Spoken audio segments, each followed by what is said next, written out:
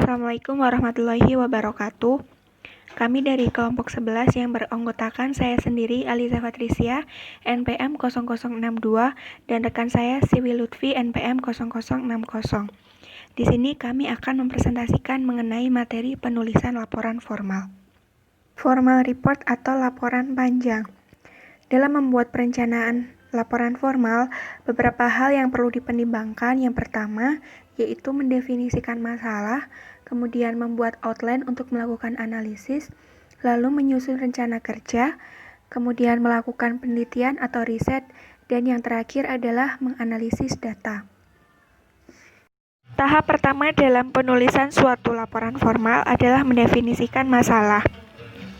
Harus memutuskan informasi apa yang diperlukan untuk dapat menyelesaikan suatu laporan. Yang pertama yaitu dengan menyusun pertanyaan yang tepat.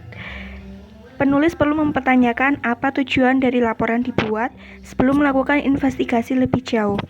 Pertanyaan-pertanyaan tidak jauh dari konsep 5W dan 1H.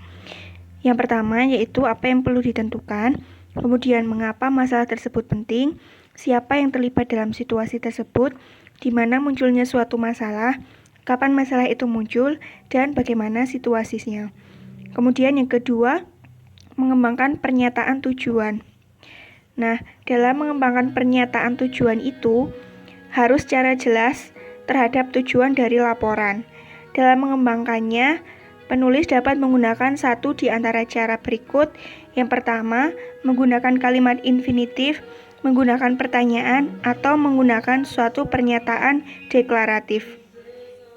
Tahap yang kedua adalah kerangka untuk analisis. Setelah mendefinisikan masalah dan menentukan tujuan penelitian, penulis dapat mulai melakukan suatu penelitian. Nah, untuk mengorganisasikan suatu penelitian, penulis perlu mengelompokkan masalah ke dalam serangkaian pertanyaan khusus yang disebut dengan factoring. Penelitian juga memerlukan sebuah outline untuk keperluan analisis, karena akan memungkinkan penulis untuk memecahkan masalah. Alternatif pemecahan masalah yang pertama adalah mengembangkan struktur yang logis, di mana yang pertama ada tugas informasional. Nah, suatu studi yang mengarah kepada laporan faktual dengan sedikit analisis atau penafsiran umumnya dikelompokkan atas dasar sub-subtopik. Nah, sub-subtopik tersebut dapat disusun dalam berbagai cara. Yang pertama, sesuai urutan tingkat kepentingan. Kemudian yang kedua, secara berurutan. Apabila sedang melakukan suatu proses penelitian, disajikan informasi selangkah demi selangkah, mulai dari langkah 1, 2, 3, dan seterusnya. Kemudian secara kronologis. Nah, ketika melakukan suatu investigasi, dapat mengorganisasi peristiwa menurut urutan kejadian atau peristiwa terjadinya, seperti peristiwa yang terjadi di bulan Januari, Februari, Maret, dan seterusnya. Kemudian menurut ruang tempatnya.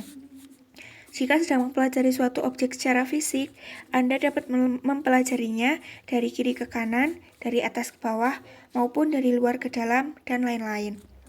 Kemudian menurut geografis. Nah, apabila lokasi merupakan faktor yang penting dalam studi Anda, maka menggunakan menurut geografis sebagai dasar untuk menyusun sub-subtropik seperti daerah Jakarta, Semarang, Jogja, Surakarta, dan lain-lain. Kemudian menurut kategori.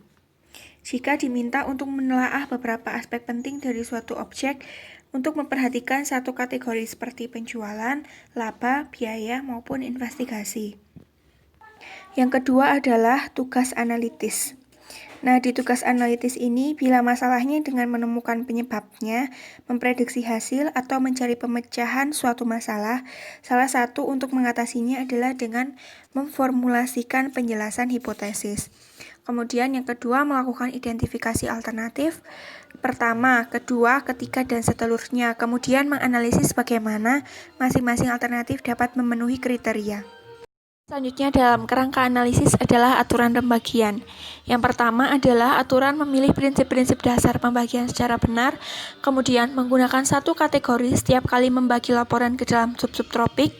Yang ketiga adalah setiap pembagian kelompok harus terpisah dan berbeda.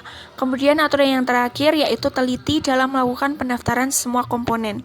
Nah, tahap yang terakhir dari kerangka analisis adalah menyusun kerangka pembuka. Nah, dalam penyusunan kerangka pembuka ini terdapat dua sistem, yaitu sistem alfanumeris dan sistem desimal. Nah, dalam menulis kerangka juga harus memilih antara caption kerangka deskriptif atau topikal dan caption kerangka informatif atau talking. Dalam caption kerangka deskriptif itu memuat subjek yang akan dibahas, sedangkan caption kerangka informatif atau dalam bentuk pertanyaan dan rangkuman memuat arti dari suatu masalah. Yang selanjutnya akan dilanjutkan oleh rekan saya, Siwi. Menyusun rencana kerja. Setelah mendefinisikan masalah dan membuat kerangka, selanjutnya menetapkan suatu rencana kerja yang didasarkan pada kerangka pembuka. Jika menyusun suatu rencana untuk kepentingan sendiri, rencana tersebut relatif informal, berisi daftar sederhana mengenai langkah-langkah perencanaan, estimasi urutan dan waktu, serta sejumlah sumber informasi yang digunakan. Jika melakukan studi formal, rencana kerja akan lebih rinci karena hal itu akan memberikan petunjuk prestasi atas sejumlah tugas pekerjaan yang telah dilakukan.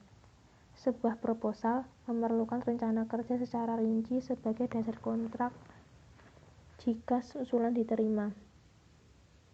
Suatu rencana kerja formal umumnya mencakup beberapa hal, yaitu permasalahan yang dihadapi, maksud dan ruang lingkup investigasi, pembahasan atas urutan tugas seperti penggunaan sumber informasi, observasi atau eksperimen, batasan waktu, uang atau data, telaah atas pekerjaan proyek, jadwal dan sumber-sumber yang diperlukan. Melakukan penelitian. Rencana kerja yang telah disusun membantu dalam melakukan penelitian. Nilai laporan atau penelitian bergantung pada kualitas suatu informasi. Dalam kaitan ini, bagaimana kita memperoleh informasi yang diperlukan, baik melalui sumber primer atau sumber sekunder. Sumber-sumber primer informasi dapat melalui yaitu dokumen. Dokumen yang termasuk dalam data primer antara lain laporan penjualan, neraca, laporan laba rugi, kebijakan-kebijakan, kontrak, dan lain-lain. Selanjutnya, informasi dapat dilakukan melalui observasi. Observasi dapat dilakukan dengan mengunjungi atau mengamati kegiatan yang telah berlangsung. Lalu eksperimen. Eksperimen biasa dilakukan di bidang-bidang teknis atau berbasis laboratorium. Selanjutnya yaitu survei. Survei dapat dilakukan dengan mengajukan daftar pertanyaan kepada responden untuk memudahkan melakukan wawancara. Bentuk pertanyaan yang dapat diajukan yaitu pertanyaan terbuka. Contohnya yaitu menanyakan bagaimana pendapat Anda tentang suatu hal, pertanyaan ya tidak, pertanyaan pilihan ganda, lalu pertanyaan skala. Sumber-sumber sekunder. Sumber sekunder antara lain internet, jurnal, majalah, buku-buku referensi, dan lainnya.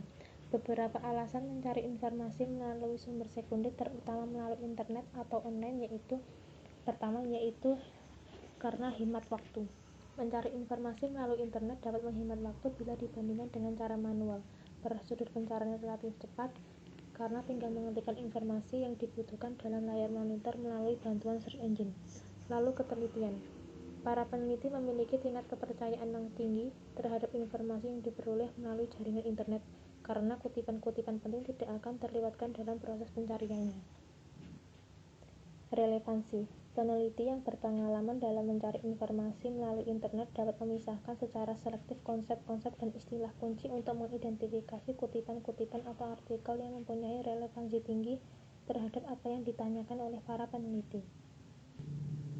Efektivitas biaya, berkurangnya waktu pencarian, dan meningkatnya relevansi bahan-bahan dalam suatu proses dapat menghasilkan prosedur efektivitas biaya yang tinggi. Analisis data. Setelah melakukan penelitian dan memperoleh data yang diinginkan, selanjutnya perlu melakukan analisis terhadap hasil temuan. Analisis data dapat dilakukan dengan melakukan perhitungan statistik. Kebanyakan data yang diperoleh dari suatu penelitian berbentuk angka-angka. Dengan perhitungan statistik secara sederhana dapat menghitung rata-rata, perkembangan, dan korelasi. Untuk mencari rata-rata dapat dilakukan dengan rumus min, lalu median untuk mencari nilai tengah, lalu mode untuk mencari nilai yang sering muncul. Pengambilan kesimpulan. Pengambilan kesimpulan didasarkan pada fakta-fakta yang tersedia, pertimbangan, dan asumsi-asumsi. Selanjutnya, rekomendasi. Kesimpulan berbeda dengan rekomendasi. Kesimpulan merupakan opini atau penafsiran terhadap suatu pokok bahasan tertentu, sedangkan rekomendasi adalah saran yang diberikan untuk melakukan tindakan tertentu. Saran-saran yang disampaikan hendaklah praktis dan logis.